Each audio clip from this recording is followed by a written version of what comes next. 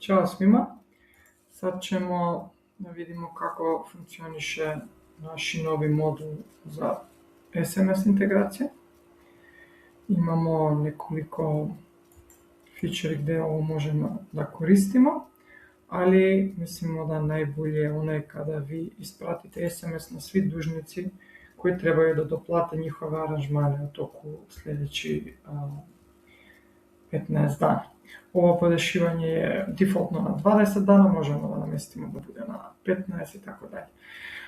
Sistem nama tu izbaci lista na svi dužnici koji treba doplatu naredni 20 dana. Možemo da selektiramo svi i samo da kliknemo tu da pošaljemo na svima poruka, ili možemo da izaberemo, na primjer, ovo je moj broj, da ne bi smarali drugi ljudi, samo ovo selektiram i idem pošalji i sistem pošalji poruka. Vidi se da status je sent. Ukoliko idemo na ovo dugme, možemo da vidimo šta je poruka. Poruka se automatski generiše i presmeta ukupan odnos koji je plaćen do taj trenutak i koliko je preostalo za uplata da bi se aranžman realizirao. To je to, mnogo na kratko. U sljedećem videu prikažemo kako da izvestimo druge putnike koji idu sa autobusom. Hvala puno.